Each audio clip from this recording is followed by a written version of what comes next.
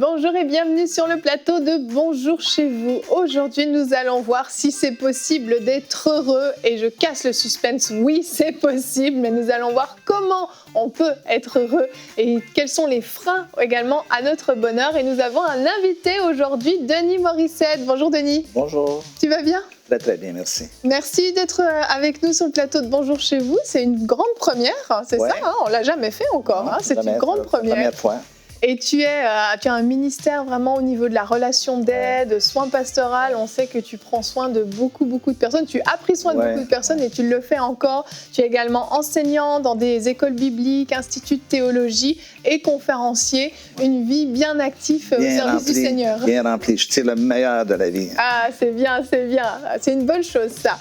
Et aujourd'hui, tu vas faire une rubrique Conseil du coach. On va parler du bonheur parce que tu as écrit un livre. Nadine l'a présenté la semaine dernière. Tu as écrit un livre à ce sujet.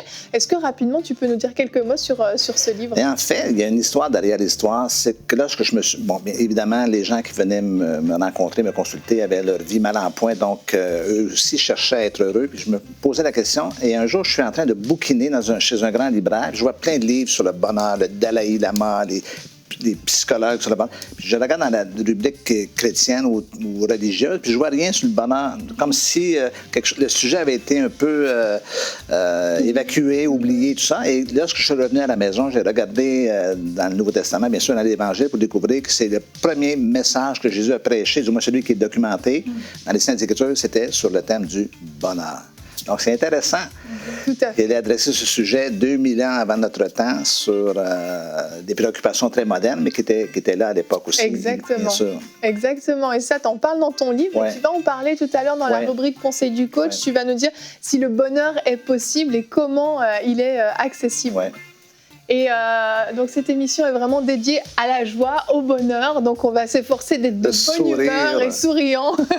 C'est pour ça que tu m'as invitée aujourd'hui. Exactement, c'est pour ça qu'Annabelle est là, notre rayon de soleil. Et Annabelle, on va commencer avec toi de manière totalement lumineuse dans la pensée du jour.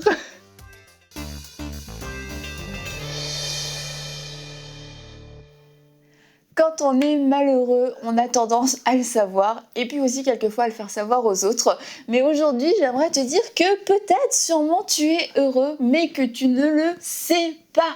Et je me souviens, il y a quelque temps, j'avais vu un post sur les réseaux sociaux et qui montrait que justement, on était plus heureux qu'on le pensait. Et on se plaint parce qu'on a beaucoup de vaisselle à faire, mais si on a de la vaisselle, ça veut dire qu'on avait de la nourriture et qu'on avait de quoi manger.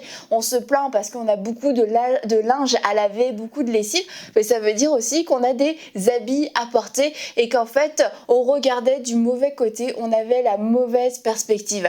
Et quelquefois, on estime qu'on n'est pas heureux, qu'on n'a pas de bonheur dans notre vie parce qu'on regarde de la mauvaise direction. Et on se dit, si j'avais moins de kilos, je serais plus heureux. Si j'avais plus de cheveux, moins de cheveux, plus de pouvoir, plus de travail ou moins de travail pour certains, je serais plus heureux. Et en fait, on base notre bonheur, on base notre évaluation de notre bonheur sur des fausses mesures où on définit mal notre bonheur et on passe à côté de ce qui pourrait vraiment nous rendre heureux. On passe à côté de notre vraie joie. On passe à côté de notre vie au final et puis on pense qu'on est malheureux. Et j'aimerais aujourd'hui que vous puissiez vous laisser ouvrir vos yeux, que le Seigneur puisse ouvrir vos yeux pour vous montrer des choses peut-être que vous n'avez jamais réalisé que c'était des vraies sources de bonheur dans votre vie. Et peut-être vous connaissez cette histoire de Élisée avec son serviteur. Il y a toute une armée qui arrive et le serviteur commence à avoir peur. Il dit mais qu'est-ce qu'on va faire? Et là Élisée fait cette prière, il dit Seigneur ouvre-lui ses yeux. Et quand le serviteur, ses yeux se sont ouverts, il a vu qu'autour de lui il y avait toute une armée, des chars de feu pour les protéger. Et dans notre vie il y a toute une armée de bonheur, toute une armée de joie. Et ma prière est que vous puissiez ouvrir vos yeux sur vos richesses, des richesses qui ne sont pas matérielles, mais des richesses telles que la paix. Si vous avez la paix dans votre foi, vous êtes un homme et une femme heureuse. Des gens payent très très cher pour essayer d'avoir la paix. Alors aujourd'hui, encore une fois, c'est ma prière que Dieu vous ouvre les yeux sur votre bonheur pour que vous puissiez le voir et que vous puissiez le vivre. Amen, amen. C'est notre prière à tous pour vous. Et en t'écoutant, ça m'a rappelé la première fois, quand mon mari et moi, on s'est acheté notre maison, un beau petit jumelé, puis c'était la première fois de ma vie que j'étais propriétaire. Moi, j'ai vécu dans un HLM avec mes parents toute ma vie, puis ensuite, quand on s'est mariés, on a été locataire pendant plusieurs années. Et quand on a acheté notre maison, on s'est assis dans notre canapé, on avait vidé nos cartons, et puis on s'est regardé, puis on s'est dit, on n'est pas plus heureux qu'avant. Parce qu'en réalité, c'est ça, le bonheur ne dépend pas forcément de toutes ces choses qu'on croit. Si j'avais ça, je serais plus heureux. Si j'avais ça, quand je serais comme ça, je serais plus heureux, plus heureux. Alors qu'en fait, le bonheur, c'est simplement un état qu'on peut vivre et qu'on peut profiter parce qu'on est conscient en fait de la grâce qu'on a simplement d'être en vie. Et le bonheur, c'est pas une destination. Il n'y a pas un chemin vers le bonheur.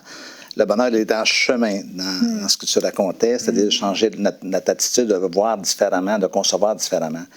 Je veux rebondir aussi sur ce que tu disais, l'appartement, c'est tous la même chose. Nous, les gars, on carbure sur les voitures et tout ça. Quand j'avais ce modèle, je vais être hyper heureux, puis on est heureux 3-4 jours, le temps jusqu'au premier paiement, jusqu'au premier versement. La réalité, c'est que le bonheur, je crois qu'il est profondément spirituel et rien de ce qui est matériel peut venir combler ce qui, à l'origine, est spirituel. Donc, c'est éphémère, c'est temporaire, tout ce bonheur matériel. Hein. Donc, voilà pourquoi il faut revoir un petit peu nos valeurs, à quoi on accorde de l'importance et tout cela. Exactement. Je pense que vraiment, on a besoin de développer la reconnaissance dans nos vies. On a facilement tendance à voir ce qu'on n'a pas, et puis ça nous rend malheureux.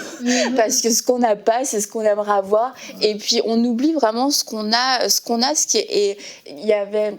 Souvent, ça arrive, par exemple, on fait une fête et on va inviter 50 personnes, mais il y en a une qui n'est pas là. Et puis, tu vois la personne qui fait la fête, je le dis parce que ça m'insulte quand je fais partie des 50 personnes présentes, mais tu vois la personne, oui, c'est super, mais un tel n'a pas pu venir et tout, c'est là. On est tous là, tu peux pas juste être content qu'on soit tous là, mais c'est un peu une image de la vie. Quelquefois, on a tout, on a l'impression qu'il nous manque une chose, mais quand on reste regarder ce qu'on pense qu'il nous manque, on profite jamais de ce qu'on a réellement, puis on se sent toujours comme pauvre, pas pauvre forcément d'argent, mais pauvre dans le sens, on est tout le temps dans le manque, on a tout le temps besoin de quelque chose, mais parce qu'on ne regarde jamais ce qu'on a et on ne l'utilise pas non plus. Exact. Le bonheur en Occident, il coûte cher. C'est toujours le dernier gadget, la dernière trouvaille et tout ça. Il faut voyager dans d'autres pays pour s'apercevoir que dans la vie simple de tous les jours, eux trouvent plus de bonheur que nous dans toutes nos recherches d'acquisition et de vouloir toujours plus. Et donc, le bonheur n'est pas le même pour tous. Hein. C'est ça. Mais c'est ce que tu disais au début, c'est que le bonheur est avant tout spirituel. Et quand on comprend ça, on comprend qu'il ne dépend pas de toutes ces choses naturelles qui sont autour de nous. Et en fait, le bonheur, c'est le fait de connaître Dieu, le fait de pouvoir avoir l'assurance du salut, ne serait-ce que ça, me procure, moi, un bonheur indescriptible. Et en fait, quand j'ai connu le Seigneur, j'ai réalisé que tous les moments de joie que j'avais pu vivre avant étaient comme de la poussière, comme de la boue, finalement, comparé au bonheur que je pouvais expérimenter d'avoir le Seigneur dans ma vie. Même dans les temps difficiles, il y a une paix, un bonheur, une sensation tellement extraordinaire de savoir qu'on appartient à Dieu, que Dieu nous aime, que Dieu nous chérit tendrement, que quoi qu'il en soit, en fait, il y a une joie qui est là, qui ne peut pas être enlevée, en fait. Et c'est ça la différence entre le bonheur que nous offre... ce que j'appelle le bonheur à la manière de Dieu ou selon Dieu, et ce que nous offre tout cet univers qui nous entoure, cette société qui nous entoure, qui nous propose toutes sortes de voies vers le bonheur, mais qui en fait sont plus souvent qu'autrement des voies sans issue. Hein. Exactement. Donc, les gens ne sont pas plus heureux. Et mince. T'as perdu ton idée? Oui, non, c'est ça. C'est que Jésus a dit à ses disciples, réjouissez-vous parce que votre nom est écrit dans le livre de vie. Et il a dit, réjouissez-vous. Donc, c'est aussi une décision qu'on doit prendre, de se réjouir, d'accepter que le fait que mon nom soit écrit dans le livre de vie, le fait que je connaisse Christ, ça peut être mon bonheur. Et de pas accepter le mensonge, non, c'est pas suffisant. Non, on a quand même besoin d'autre chose. Non, c'est suffisant parce que Jésus l'a dit. Et Jésus au courant aussi des tribulations, il est au courant des sources de souffrance. Et ça ne veut pas dire qu'il n'y a rien qui va nous rendre malheureux, ça ne veut pas dire que tout est beau, que tout est facile, etc. Mais il y a une joie qui est supérieure, et supérieure à toutes ces souffrances, supérieure à tous ces moments de chagrin et de tristesse qui peuvent être très grands, mais la joie qu'on peut avoir en Dieu est encore plus grande. Donc ça n'annule pas, c'est pas l'un ou l'autre, c'est juste que la joie que Dieu nous donne est plus grande que toutes les tristesses, toutes les souffrances par lesquelles on peut passer. Je peux parler vite fait des réseaux sociaux. Ben oui. Les réseaux sociaux aussi, c'est un nouveau mal, je dirais, pour contribuer au malheur quand on se pense malheureux, parce que on en parle souvent, mais c'est vraiment une réalité. On regarde la vie des gens et ça nous montre encore plus ce qu'on n'a pas et ce qu'on croit que les autres ont. Ouais. Et finalement, c'est un peu comme l'image de quelqu'un qui a faim, qui a besoin d'être rassasié, mais qui regarde quelqu'un d'autre manger. Moi, si je regarde Denis manger, je veux dire, ça me comble pas, ça me rassasie pas, j'ai besoin de manger pour moi-même. Ou à la limite, quand tu regardes le menu, t'as beau avoir de belles photos, c'est pas nourricier. Exactement. J'ai besoin de manger mon propre repas pour être rassasié, et je crois qu'une des sources du bonheur aussi, c'est de tout simplement vivre sa vie et d'arrêter de regarder les autres vivre leur vie, d'imaginer leur vie, de convoiter leur vie. Quand je vais vivre ma vie, en fait aussi je vais faire des ajustements, parce qu'il y a besoin quelquefois d'ajustements, et je vais, juste le fait de vivre, c'est une source de joie et de bonheur, mais regarder les autres vivre, c'est plombant en fait. C'est terrible, puis en plus c'est un bonheur truqué sur les réseaux sociaux, on le sait, on l'a déjà tous vu. C'est imaginaire. C'est ça, cette photo qu'on a fait où on a juste rangé parfaitement le coin du salon, posé le verre parfaitement, la lumière est parfaite. En gros plan c'est magnifique, mais en plan large on voit qu'en fait la maison est en désordre, que c'est la catastrophe. Donc c'est un bonheur fabriqué, mais on fait croire qu'on est tellement heureux, et finalement ça rend malheureux ceux qui vont nous regarder, parce qu'ils mettent ça en parallèle avec leur propre vie, ils disent moi je vis pas ça, et c'est ça qui est terrible. On peut regarder notre verset du jour, qui est une déclaration que je vous invite à faire à la maison. Oui, le bonheur et la grâce m'accompagneront tous les jours de ma vie. C'est le psaume 23:6. Vous pouvez l'afficher dans votre chambre à coucher, dans votre salle de bain, votre cuisine, votre salon, partout où vous voulez, pour vous le répéter et vous approprier ça, parce que grâce à Dieu, vous avez accès à un bonheur illimité. Ça n'a pas de prix en fait. Mais ça, par contre, ce bonheur, néanmoins, prend sa place dans les conditions réelles de la vie. Il y a des gens qui nous écoutent qui ont toutes les raisons de ne pas être heureux parce qu'ils vivent dans des situations difficiles, que ce soit au niveau de leur mariage, au niveau des relations familiales et tout ça. Donc, mais cette promesse-là demeure quelque chose auquel ils peuvent avoir accès en regardant différemment, encore une fois, puis en se concentrant davantage sur la source première du bonheur, qui est le Seigneur lui-même. Exactement. C'est vraiment une décision à prendre. Et dans l'émission qu'on a faite hier, on a parlé de cette paix à laquelle on peut avoir accès dans les temps de tempête. Et par rapport à ce que tu dis, Denis, c'est exactement ça. C'est cette décision de regarder vraiment à la source de notre joie, la source de notre bonheur. Et c'est certain que pour des personnes qui nous écoutent, là, on parle de bonheur et de joie, mais c'est quasiment quelque chose qu'ils n'ont jamais connu. C'est presque un mot qui n'a pas de sens, parce qu'en fait, ils n'y ont pas goûté. Mais je veux vous encourager à vous approcher vraiment de celui qui peut vous combler de sa joie de manière surnaturelle. Malgré les circonstances que vous vivez, malgré ce que vous traversez, vous pouvez vraiment goûter à cette joie surnaturelle, ce bonheur surnaturel. C'est une sensation qui va venir de l'intérieur et pas de l'extérieur. C'est là toute la différence. Mais je veux vous encourager, vous y avez droit, vous y avez accès, et Dieu veut que vous puissiez en bénéficier. Dieu, quand il a déversé sa joie dans ses enfants, il n'a pas dit non, toi tu n'y auras pas accès. Il en a donné à tous la même chose, et vous avez accès aux mêmes choses que votre frère, votre sœur, que vous voyez peut-être à l'église tout sourire tous les dimanches. Vous aussi, vous avez droit au bonheur, et ne croyez pas ce mensonge du diable qui vous dit que vous en êtes privé. Et on va d'ailleurs en parler, on va creuser ce sujet avec toi, Denis. On enchaîne donc avec la rubrique Conseil du coach. Est-ce que vous avez déjà réalisé, permettez-moi l'expression, que la première grande conférence que Jésus a tenue sur la terre, du moins celle qui est documentée dans le Nouveau Testament, dans les Évangiles, portait sur la question du bonheur. Donc Jésus a adressé cette notion, cette question du bonheur 2000 ans avant notre temps. Et si vous êtes un peu féru de philosophie, vous allez découvrir que les philosophes se sont penchés sur la question du bonheur seulement au 17e siècle. Donc Jésus était avant-gardiste.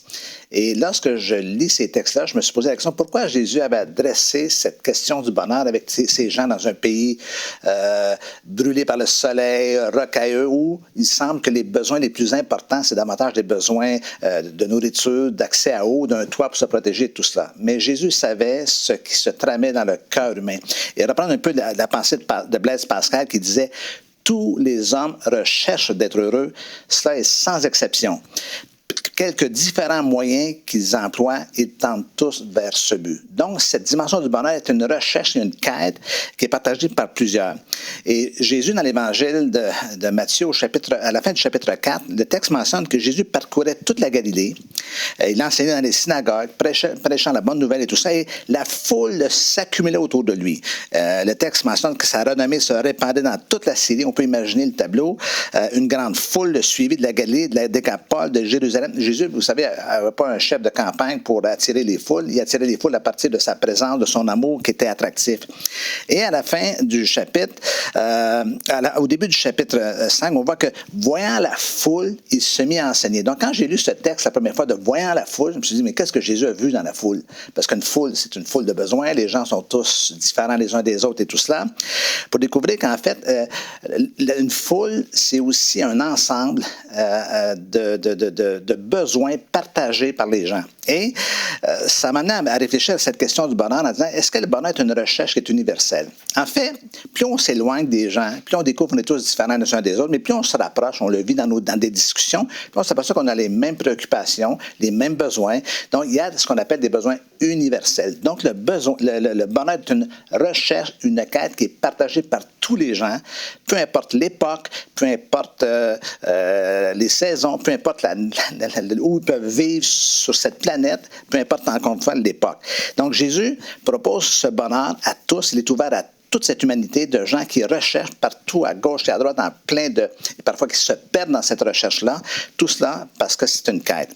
Mais en second lieu, Jésus a abordé la question du bonheur dans une dimension très personnelle. Et si on fait simplement la lecture des béatitudes, on s'aperçoit qu'il y a différents éléments. Par exemple, le texte dit « Heureux les pauvres en esprit, car le royaume des cieux est à eux. Heureux les affligés, car ils seront consolés. Heureux les débonnaires, car ils hériteront la terre. Heureux ceux qui ont faim et soif de la justice, car ils seront rassasiés. Heureux les miséricordieux, car ils obtiendront miséricorde. Heureux ceux qui ont le cœur pur, car ils verront Dieu. Heureux ceux qui procurent la paix, car ils seront appelés fils de Dieu. Heureux ceux qui sont persécutés pour la justice, car le royaume des cieux est à eux. » Si je vous posais la question, est-ce que vous avez déjà lu les Béatitudes? Certainement, vous allez me répondre, oui, j'ai lu les Béatitudes. Et si je vous pose la question en vous demandant de lever la main droite et de dire toute la vérité, et que je vous pose la question suivante, est-ce que vous avez compris les Béatitudes? Tout le monde dit, c'est super les Béatitudes, mais qu'est-ce que cela veut dire? Que veut dire être pauvre en esprit? Que veut dire être affligé? Heureux les affligés car ils seront consolés. Est-ce que les gens malheureux peuvent avoir accès au bonheur? Est-ce que le bonheur est dans les larmes? Parce qu'une autre version dit, heureux ceux qui pleurent car ils seront consolés. Le bonheur est dans les larmes? On peut parler de larmes de joie. Mais en fait, est-ce que ceux qui souffrent ont accès à cela? Et ce qui est étonnant de découvrir, c'est que chacune des béatitudes adresse une dimension très particulière de la nature humaine. Que ce soit l'attitude, que ce soit les blessures de nos vies qu'on ne peut pas évacuer spontanément comme ça. On n'a pas une divine immunité en ce qui concerne les tragédies, les épreuves qui peuvent survenir. Donc Jésus a adressé cela. Nos besoins personnels, nos aspirations, avoir soif de justice et tout cela.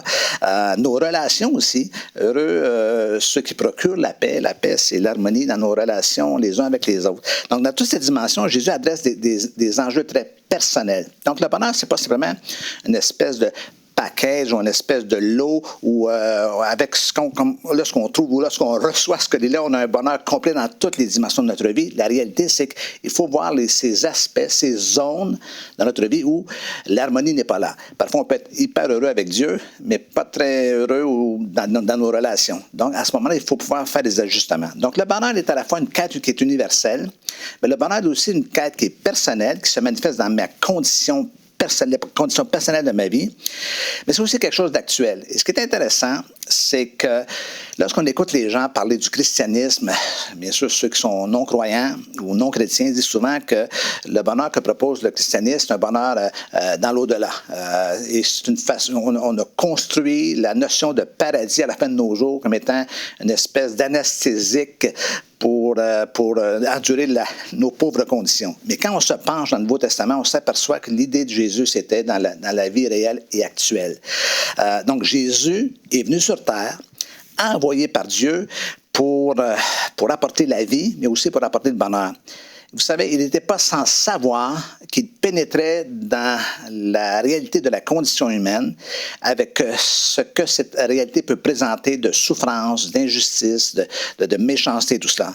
Donc, la venue de Jésus sur terre était la démonstration que Dieu se souciait de la condition humaine, que Dieu se souciait de l'humanité. Donc, c'est un geste d'amour.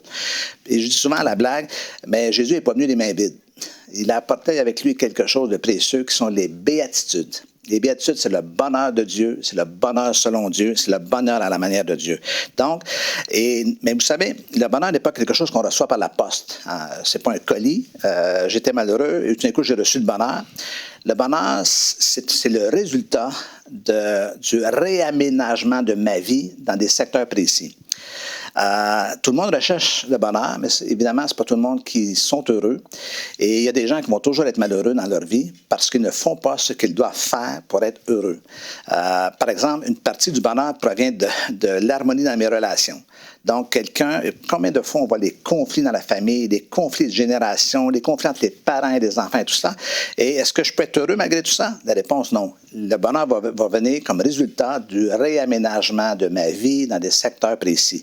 Donc, parce que Jésus a dit, voyant la foule, le texte dit, il se mit à les enseigner. Donc, il n'a pas dit, écoutez, vous êtes tous malheureux, je vous donne le bonheur. Paf, et tous les gens sont devenus heureux instantanément, spontanément. Non, il leur a enseigné comment être heureux. Parce qu'encore une fois, il y a des stratégies, il y a des consignes à respecter, il y a des éléments de notre vie à rétablir, comme le pardon, comme le fait de rechercher la justice, comme le fait, par exemple, je pense à la première béatitude qui dit, heureux ceux qui sont les pauvres en esprit plutôt, car le royaume des cieux leur appartient. Alors, tous les gens qui sont remplis d'eux-mêmes. Être pauvre en esprit, c'est l'inverse de cette appellation moderne qu'on connaît qui s'appelle le narcissisme. Ceux qui sont narcissiques sont pleins d'eux-mêmes. Et Jésus dit ici, c'est pas en étant plein de toi-même que tu vas être heureux, c'est en reconnaissant un petit peu ton besoin, la pauvreté de ta condition et tout ça. Et c'est là qu'on se tourne. Et c'est fascinant parce que le paradoxe de cette première béatitude, c'est que Jésus donne aux pauvres un royaume. Et le royaume, c'est pour les forts, le royaume, c'est pour les riches, le royaume, c'est pour les puissants. Mais Jésus, dans sa façon de revoir la vie ou de revoir les priorités de la vie, a ramené ça à une autre réalité. La Bible nous dit, dans le Nouveau Testament, mais celui qui aura plongé les regards dans la loi parfaite, pas n'importe quelle loi, la loi de la liberté, et qui aura persévéré, n'étant pas un auditeur oublieux, mais se mettant à l'œuvre, au travail, en action, mettant tout cela en pratique, celui-là sera heureux dans ce qu'il fait, sera heureux dans son activité. Nous retrouvons ça dans l'Épître de Jacques. Donc, le bonheur n'est pas quelque chose qui doit arriver un jour, c'est quelque chose qui doit prendre place dans la vie actuelle, dans la mesure où encore une fois, j'aménage et je fais des correctifs que je dois faire pour ma propre vie. Mais il y a un quatrième élément important dans cette dimension du bonheur, c'est que le bonheur aussi peut être éternel. L'apôtre Paul a dit un jour, si c'est dans cette vie seulement que nous espérons en Christ, nous sommes les plus malheureux de tous les hommes. Donc, au lieu de s'acharner sur quelque chose qui est de l'ordre de l'immédiat, de quelque chose qui doit prendre place, j'ai pas encore ceci, j'ai pas encore cela, tout d'un coup, l'apôtre nous amène à tourner nos regards sur quelque chose de beaucoup plus permanent. Parce que, il faut le dire, le bonheur sur Terre, il n'est pas permanent et la vie est ainsi faite qu'il y a plein de situations qui surviennent. Mais un jour, nous savons que nous aurons ce bonheur total et ce bonheur parfait. Et la dernière béatitude, elle dit « Heureux ceux qui sont persécutés pour la justice, car le royaume des cieux est à eux. » C'est fascinant, encore une fois, parce que ce segment qui s'appelle les béatitudes commence par « Heureux les pauvres en esprit, car le royaume des cieux est à eux » et se termine par ceux qui sont persécutés, car le royaume des cieux est à eux. Et souvent, les gens disent que les béatitudes ressemblent un peu à la gamme musicale qui commence par le do et qui finit par le do. Ça commence par le royaume des cieux, dans l'immédiateté, mais il se termine par le royaume des cieux dans le sens de l'éternité, parce que ce sont deux éléments, deux segments qui sont différents, mais ceux qui sont reliés l'un à l'autre. Donc, la personne qui est chrétien, qui malgré les conditions de la vie, c'est probablement une source de joie pour certains d'entre vous qui vivez des moments difficiles, que vous ne voyez pas le jour où telle ou telle situation va se dénouer dans votre vie, mais au moins vous pouvez juste un peu lever les yeux et regarder au-delà des circonstances immédiates et comprendre qu'un jour, nous allons vivre ce moment de bonheur total, un bonheur qui difficile à imaginer sur le plan humain parce qu'on va être dans une autre réalité, mais on sait qu'à quelque part. Et ce texte fait allusion à la persécution. Tous les gens disent, moi, je ne veux pas être persécuté, bien sûr, mais vous savez, les premiers chrétiens n'évitaient pas la persécution.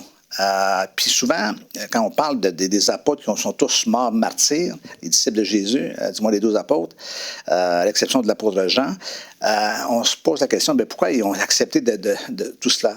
Ils ne sont pas fait enlever leur vie, ils ont donné leur vie, et c'est pas la même chose. Parce qu'ils ne voulaient pas perdre ce qu'ils avaient connu. Leur expérience du bonheur, leur expérience de la vie avec Jésus était tellement forte, tellement marquante, tellement profonde, qu'ils ne voulaient pas perdre cela. Le défi pour vous et pour moi dans la vie moderne, c'est justement de commencer à approfondir davantage notre vie, de creuser tout ça, de s'assurer que les bases sur lesquelles cette vie repose sont des bases beaucoup plus solides que tout ce qui peut nous être présenté autour de nous dans ce monde qui nous entoure. Et c'est là le grand défi. C'est un défi pour moi, c'est un défi pour tout le monde, pour chacun de vous, mais je veux vous encourager dans cette capsule à simplement tournez vos regards vers celui qui est la source première du bonheur, qui est Jésus lui-même. Amen. Merci beaucoup, Denis. Tu peux venir nous rejoindre. Merci. Ça fait du bien de réaliser qu'effectivement, si on fixe nos yeux au bon endroit, on a accès à quelque chose de plus. Et j'ai beaucoup aimé ce que tu as dit à la fin par rapport aux disciples qui ont vécu justement ce temps avec le Seigneur, qui ont goûté à ce bonheur d'être côte à côte avec lui, alors que c'était juste en plus une portion, parce qu'on sait qu'au ciel, ce sera bien mieux. Et malgré ça, ce qu'ils avaient vécu avec lui, en fait, qu'ils se sont accrochés jusqu'au bout. Ils n'ont pas voulu le perdre parce qu'ils savaient ce qui les attendait au ciel. Exactement. Merci beaucoup, vraiment, Denis. C'était très, très intéressant et très encourageant, surtout. On va se retrouver demain. Tu seras encore avec nous.